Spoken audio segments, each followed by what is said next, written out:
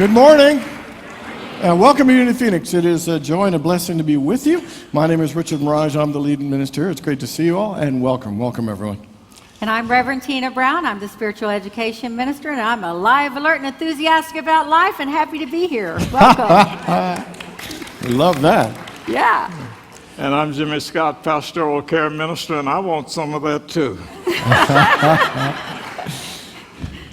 So they were talking about unity. Unity has been around a little over 120 years right now, and we've been preaching and teaching and praying for folks and showing folks how to shape their lives and reshape their lives for a long, long time. And I'm intending to be with them for another 120 years so we can keep this category going. Woo. All right. And let us now join together in affirming our mission statement. Together, Unity of Phoenix is a loving spiritual community that welcomes all people and honors all paths to God. We are dedicated to transforming lives by inspiring and awakening individuals to discover God's Spirit within them. Amen. So everyone just take a deep breath. Let's open your heart to an amazing and wonderful experience. I'm going to ask. So it's that time in our service now for a time of prayer and meditation. So if you have your cell phone with you, I want to encourage you to either place that on silence or vibrate, and Walter will lead us in our meditational song.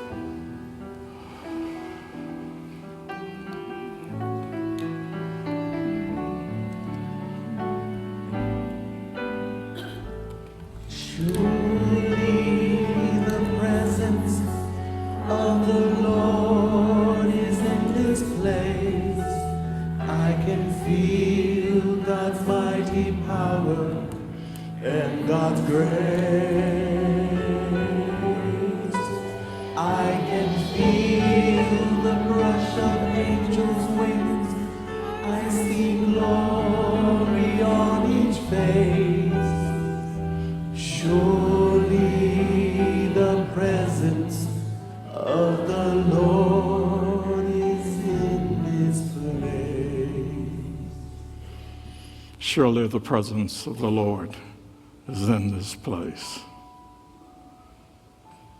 I invite you to allow those words to move you into a quiet place. And as we come together this morning in this time of prayer and meditation, I also invite you to get comfortable in your seat,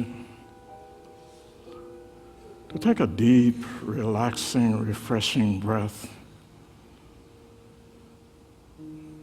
Just sort of mentally let go of all the internal noise and internal chatter.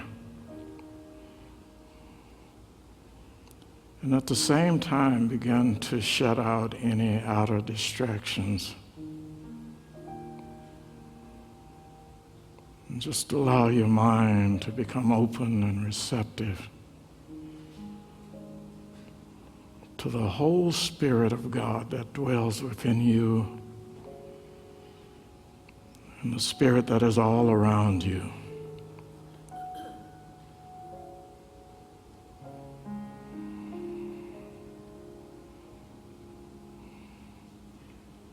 One of the most powerful scriptures in the entire Bible is peace. Be still. Just a simple reminder to allow yourself to be at peace with all that is going on in your life and in your world. And to be still.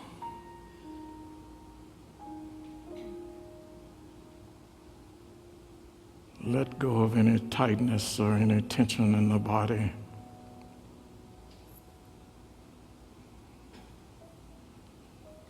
And just be still.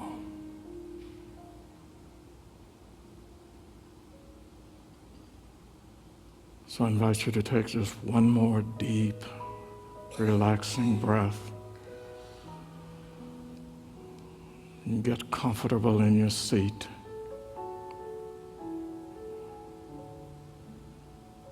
For the next few moments, be still and be at peace.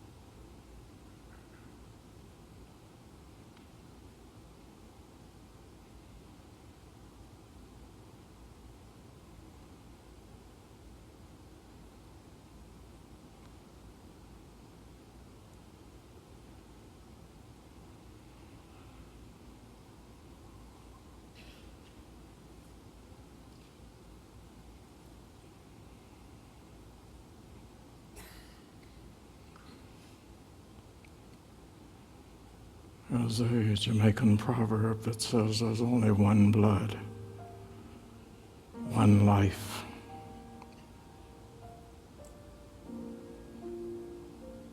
It speaks to the connection that we all have with one another and with the Creator from whence we came. And today, as we are mindful of that connection, we give thanks for all the blessings in our lives. We move forward with ease and with grace to do what is ours to do. And we know that we are capable.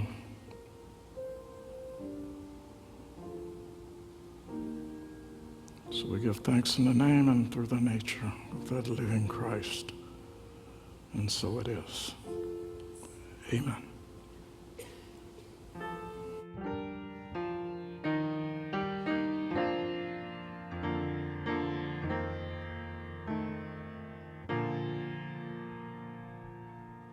Our Father, which art in heaven, hallowed be thy name. Thy kingdom come, thy will be done on earth as it is in heaven. Give us this day our daily bread, and forgive us our debts as we forgive our debtors.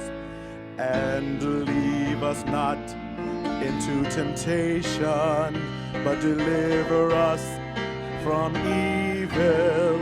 For thine is the kingdom and the power and the glory forever.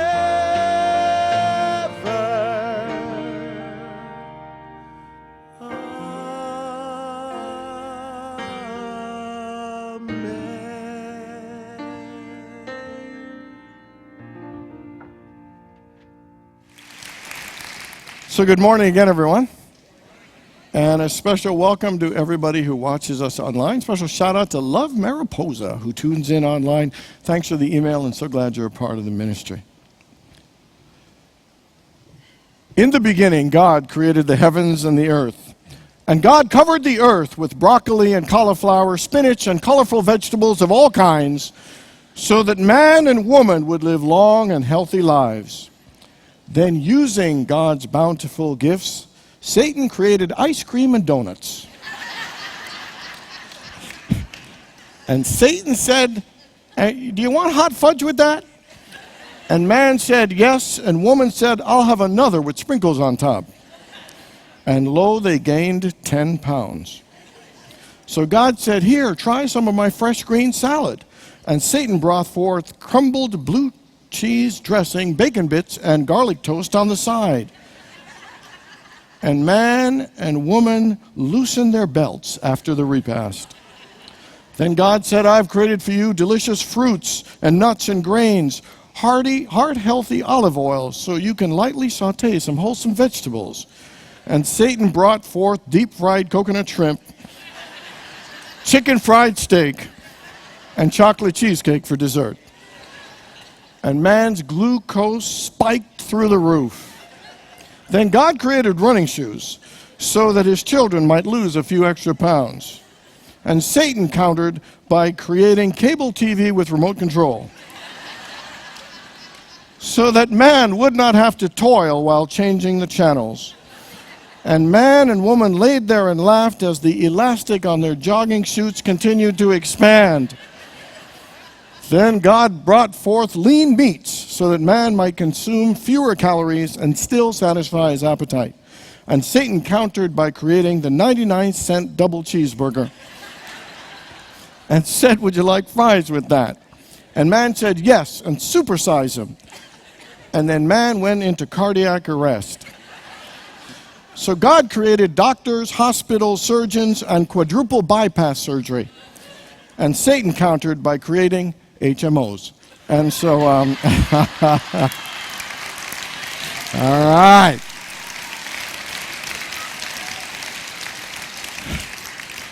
Creation. Today we're going to talk about creation. You know, it's interesting. Gary Zukav, in his book, Seed of the Soul, says this: the challenge to each human is creation. The challenge to each human is creation. Now think about that. Why would creation be a challenge? Shouldn't creation be fun? Shouldn't it be easy? Why would creation be a challenge? I want you to think about that. As I think about it, how could creation be a challenge? And I think creation would be a challenge if we didn't understand how to create. If we didn't understand how the principles of creation works. If we didn't understand our own creative powers and abilities. So when I started thinking more, I realized the creation is more of a challenge than we realize. Let me give you an example. How many people here have ever had a hard time creating exactly what you want? Anybody? How many people here have ever created something you didn't like and you didn't want? So maybe creation is more of a challenge than we really think. So today we're talking about challenge. I mean, how to create and not have it be a challenge. You know, we're in the second week of our 4-week series on the book Seed of the Soul, which is celebrating its 25th anniversary. A book by not only Gary Zukav, but endorsed highly by Oprah Winfrey and Maya Angelou. And this book shares some wonderful insights about how life works, and brings us into the awareness that we are all in an evolutionary process. We are all, evolving our consciousness, and that we are transforming from sensory beings, 5 sensory beings, to multi-sensory beings. Expanding ourselves from just living from our personality to living from our souls. to living for external power to really connecting with authentic power, so that we can truly live lives of greater awareness, lives with greater compassion and love, life with a greater reverence for all life. And so today, we're going to look at creation. You know, in the book of Genesis, it gives a story of creation, and it begins by saying, in the beginning, God created. And what did God create first? It said, God said, let there be light, and there was light. And so you can see that there is a connection between creation and light. In the book of John, it says, God is light. In him there is no darkness at all. God is light. Isn't it interesting? We always say things like, let's bring it to the light. Let's shed some light on it. An idea comes and, then the light came on. Or if someone is really connected spiritually, you say they're enlightened. So I always find it interesting that the idea of light is connected with a level of power, of healing, of creativity, of wisdom and insight, and bringing more good to things. In the book of John, it also says, the light shines in the darkness, and the darkness cannot overcome it. And Jesus said, you are the light of the world. Let your light shine. And in many ways, this is saying that there's a light in you that no darkness can ever put out. That you are the light of the world. That you are here to let that light shine. That you are here to bring forth that light. If we're going to create, we need to understand that every one of us are systems of light. That there is this light energy, this creative life energy that's flowing through us. And it's a part of our job of being here to create, to bring forth and to shape that light. And how do we bring forth and shape the light that we are, that is a part of our nature? We bring forth and shape that life into form through our words, through our thoughts, through our actions, through what we ask for where we seek, for the things that we value, the things that we appreciate, the things that we engage in. How we live our lives is a reflection of how we are shaping and calling forth the light that is within each of us. And we call them into form. Thoughts are form. Actions are form. Feelings are form. In fact, all thoughts and words and actions are energy forms of light that have different frequencies. When we shape and form, certain things like hatred and jealousy and criticism and judgment, those are low frequency energy forms. And when we shape consciously with higher frequencies of love and compassion and forgiveness and kindness and understanding, those are higher levels of frequency. Lower level frequency forms that we bring forth deplete us and drain us. But higher levels of frequency bring us more life and more energy. And every one of us has the ability to not only shape forms, but to change those forms. That if we are expressing anger, we can choose to shape it and express more compassion, which elevates our level of frequency and the amount of light and energy through us. If we are expressing impatience and we choose then to shape it into understanding, it raises that level of vibration and frequency. And one of the things he makes very clear is that every thought, every experience, and every change of experience begins with an intention. See, we like to think that thoughts are just the only thing, but the truth is, intentions guide our thoughts. Intentions guide our words and our actions. Intentions are more powerful than we realize, and yet most of us not only not realize it, but we don't utilize the power of intention in our lives. Words, thoughts, and actions come of our intentions. When we set a clear intention, you know what happens? It expands us to a level of awareness. It creates new perspectives, new pathways, new channels and possibilities to direct that light to something greater. It makes us more aware, of how to channel that light towards that very intention that we're seeking. Let's say we have an intention to bring more harmony and love into our relationship with our partner. What that does is opens us up to different pathways of how to see that love is being expressed and see ways how it's not and what we might need to do to change or to see it differently, to express more gratitude to fulfill that intention. If we want to have an intention to have more fulfillment and joy in the work that we do, just holding the intention begins to open pathways of possibilities, of ideas, of things we need to do or not do, of things we need to change, things we need to transform. My question for you is, what are your intentions? Think about your health right now. What is your intention for your health? What is your intention for your financial life? What is your intention for your relationship and your family life? What is your intention for your spiritual awareness and your relationship with God? Or another question is, do you have an intention? Sometimes we don't utilize our intention or take advantage of this amazing power and ability to create. And here's 3 reasons why. Number 1 is that we tend to not set intentions and create unconscious intentions. Sometimes we don't know what we want. Ever not know what you wanted? Anybody? Ever not know? Sometimes not knowing creates our lives being controlled by unconscious intentions, underlying beliefs that sabotage us we're not even aware. Sometimes the unconscious intentions might be, I'm not worthy and lovable. Sometimes the unconscious intention might be, the life's hard and it's meant to be a struggle. Sometimes the unconscious intention is, you can't trust people. You can't trust them at all. We have all kinds of underlying intentions, unconscious intentions, because we aren't taking charge to do it more intentionally. And then the second thing is, we sometimes have conflicting intentions. Anybody ever have a quandary or think, should I do this or should I do that? Should I invest my money or should I just hold on to it for myself? Should I go back to school full-time or should I go back part-time? Should I end my job or should I stay in it and get the most out of it? Should I help improve my relationship or is it time to end it? Many of us have conflicting intentions. And what does that do? It creates frustration and inner struggle and turmoil. It creates unnecessary stress and drama and a circular energy that gets us nowhere. Again, anybody ever have conflicting intentions? We demonstrate this all the time.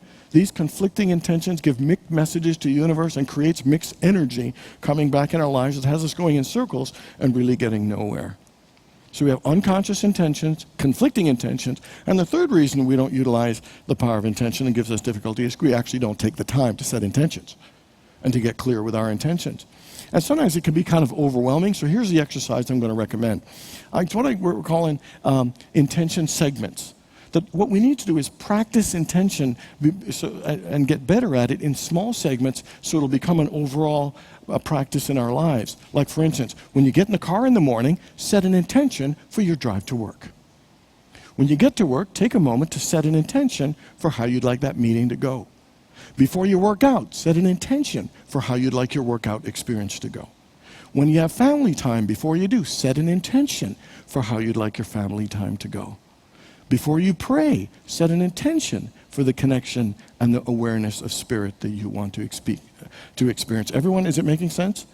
Intention is powerful. Intention sets the motions of the universe and creates a channel for the light energy and the creative energy to be shaped and created into the very thing you desire. And one of the major things is when we aren't clear, when we don't know what we want, the universe can't send the energy into exactly what we want. It tends to send confusing energy. So we need to take time to set our intentions. And intentions are so powerful, I guarantee you, no matter what situation you're in, it can elevate your life to greater and more amazing things when you take time to set an intention. So Maya Angelou passed recently. And so I decided to do a little research about her life. So she was born in St. Louis into some very tough conditions, into a family, into a relationship where her parents it was pretty volatile. I think when she was 8 years old, they had a divorce. Gratefully, it ended, and she was sent to live with her grandmother. While there, she was raped and abused by a family friend, and for 5 years she couldn't speak. She was so traumatized. She had a very difficult life in many ways. At 17, she had a child, but she also had a lot of amazing things happen. Interesting, in the 5 years of when she couldn't speak, that's when she discovered books and the love of literature and Shakespeare. And it's something in her was awakened in that moment. When she graduated from high school, it's amazing the job she did. She was a short order cook. She removed paint in an auto body shop. She was a prostitute for a while. She actually took formal dance lessons and was actually a dancer. She was in the civil rights movement. She actually worked with Martin Luther King and Malcolm X. She became a journalist and actually was in Ghana for a while. She was a writer. of plays, a director, an actress. You know, she was on radio. It was stunning, all the things that she actually achieved. For 30 years, she was a professor. She didn't go to college, but she was a professor at Wake Forest University. Do you know she had 30 honorary doctoral degrees? 30! You know, I have none. She has 30. In 1993, she read a poem called On the Pulse of Morning at Bill Clinton's inauguration. The first person to do it in 30 years since Robert Frost did it for John F. Kennedy at his 1961 inauguration. In 2011, she was given the Presidential Medal of Freedom, the highest civilian honor in this country.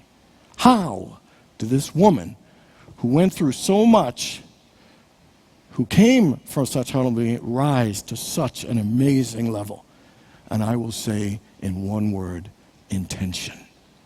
You read her readings, one of my favorite, and still I rise. That's a book of intention. So you can knock me down, you can have all things might not go well, but I will rise. My intention is to rise. No matter what's going on in your life, folks, use the power of intention.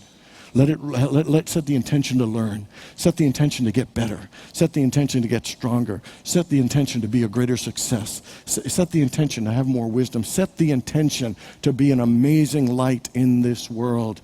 Intention is a powerful thing if you use it. Second thing about creativity. Intention's powerful, but you know what's even more powerful? Intuition. When we live at the 5th century level, sometimes we think that life is all about what you can see and smell and touch, but I will tell you there's something that we can't see or smell or touch that we have access to that's even more profound, that can lift our lives to double levels of insight, awareness, and brilliance if we are willing to tap into it. Sometimes with life, we feel like the world's on our shoulders. It's me against the world. We feel alone. We feel weak. We feel powerless to change our lives. So we start just getting in our head. You know, we think we've got to think our way through this. Let me analyze it. Let me write down the pros and cons. Let me gather some empirical evidence, because we think that's the only way of thinking and sensory level. But the truth is the multi-sensory person knows that we're never alone. That in this moment, in every moment, we are loved and supported by an amazing spirit. That we live in a loving, supportive universe that is alive and responsive and willing and fully available to give us the guidance and wisdom if we are willing to seek the guidance. And that intuition, that wisdom, that access to that genius and that inner knowledge is always available. How many people ever had a gut feeling that you should do something that didn't seem logical, but you know you're supposed to do it?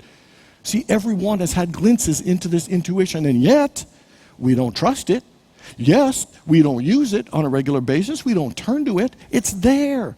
It's there, fully available. You know, the genius that created the galaxies and the universe, and Niagara Falls, and the Grand Canyon, and hummingbirds, and elephants, and the giraffe, and little puppies, you know, and tulips, and dandelions, that same power, you have access to it. That same genius. I mean, that's like having $1 million in the bank and not using it at all. That genius is right there for you. The question is, are you willing to take time to cultivate how to tap into it, how to open yourself to it, tune into it, and bring it forth and utilize it to create more light and to shape more light into the good that you want? How do we get better at intuition? 3 things. Number 1, you got to trust.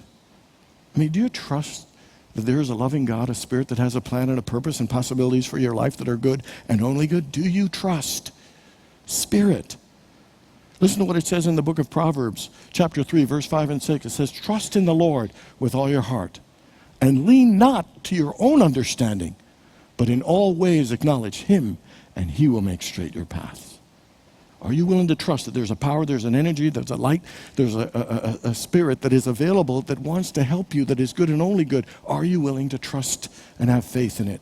Trust and have faith that you would turn to it daily, consistently, and regularly.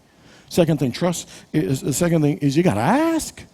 Ask and you shall receive. To receive, you got to ask. In the book of James, it says, if any of you is lacking in any wisdom, ask God, who gives generously to all, and it will be given to you. Ask, ask, ask. You know, there's no area of your life where you cannot ask for guidance. You're having a frustrating situation and a problem, you can ask, Spirit, what do I need to let go in this situation? What do I need to see that I'm not seeing right now? What is it that I need to learn from this situation? What is it trying to teach me? What's the best way for me to handle this situation? Is it time for me to move on and let go? Is it time for me to start something fresh and new? There isn't any area you can ask something about your finances, about your relationship, about your health, your career. It doesn't really matter. Even in situations where there's pain going on and you're being triggered with something traumatic, you can actually ask for guidance by just asking the question, why is it that those words or that action or that person is affecting me in this way? What is that reaction in me and that emotion trying to release or heal for me or show me or reveal to me? Every one of us, we can ask questions like, how can I respond in a more loving way rather than a more fearful way? How can I bring more of my light, into this world? How can I live with more compassion and understanding? All of it's available, but you gotta ask, you gotta ask, you gotta ask. And a part of asking is you gotta be willing to know. You gotta be willing to hear the answer. There's a wonderful Cameroonian phrase that says, he who asks the question cannot avoid the answer. So that's why sometimes we don't want to ask the question. Anybody ever been afraid to ask because you just don't want to know? You just don't want to know. It's a little too hard. Sometimes I used to have this big fear. I didn't want to ask, like, thy will be done, because I was like, oh, God, please don't give me something hard. No, really, no. Just, can I get an easy one? We all do that. And again, that gets back to the point of trust. Do you trust that what will be revealed to you is for your highest good, even if it scares you? Even if it's something you don't want to do? In fact, sometimes those are the very best things because they're stopping the growth. We're stunting our growth by holding in and shutting down. Are you willing to know what it is that will reveal the light to you? Are you willing to know what's going to liberate you and free you and expand you to a greater light? And can you have a trust and faith to ask it, be open to it, and know that it'll be for your good? Trust, ask, and the final one is listen. Love when Scripture says we have ears but do not hear. Isn't that amazing? We got ears but we do not hear. And one of the number one things, the reason why we have a difficult time listening is because the mind's so busy. The mind gets crazy busy. That's one of the hardest things that makes meditation and prayer and intuition tough, is because we can't slow our mind down. Anybody ever have your mind so busy you couldn't stop it from thinking? That's all of us. It takes work to slow the mind down. And trying to receive intuition, is like, with a busy mind, is trying to accept a gift with your hands closed. It ain't going to work with your arms crossed. It's just not going to work. So what we need to do is to be open and receptive. And the best way to be open and receptive is to quiet the mind. Look how many times in Scripture it says, and Jesus went apart a while. He went to a place of solitude to pray and meditate. As Jimmy mentioned in the meditation from Psalm 51, I believe, be still and know that I am God. The 23rd Psalm, he leads me beside the still waters. When Jesus said to pray, he said, go into your inner chamber and close the door. Lock out all the distractions and listen to the still small voice of God. How many people in here know you could take more time quieting your mind? Okay, just 4 of us, but I'm really glad the rest of you are doing so well. I know every one of us could take time. So my question to you is, are you willing to take even 3 minutes a day just to take time to quiet your mind and just be still, to open a channel and a path for the light of God's wisdom, God's guidance, God's inspiration to speak to you, to lead you and guide you in a way that will only be for your best and your highest good? It's all available. The question is, are you willing to take time to tap into it and open yourself to receive it? The challenge to each human is creation. And I will tell you, the things that can make creation less of a challenge and more fun is understanding that we are systems of light, and we shape our light by our words, thoughts, and actions, and that we are here to shape it so that we can live life with love, compassion, and with a deep reverence. And then to understand that every thought and every action comes from an intention. Understand that about creation. And the second thing is clarity. Use your intention. Use your small segments of intention to practice, to become clear of how to live your life. Because the clearer your intention, like a light beam, it will be more effective and attract greater things into your life. The distance between understanding and creation and clarity and creation is the same distance between our personality and our soul.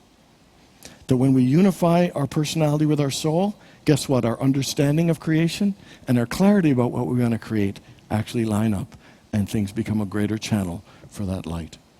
Understanding and clarity, intention and intuition are the keys and the pathways to utilize your power of creation. God bless you all.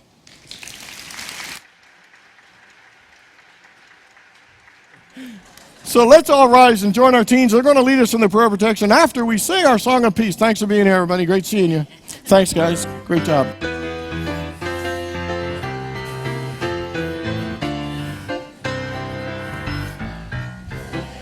Morning. Morning, man. Morning, guys. Morning. Morning. Morning.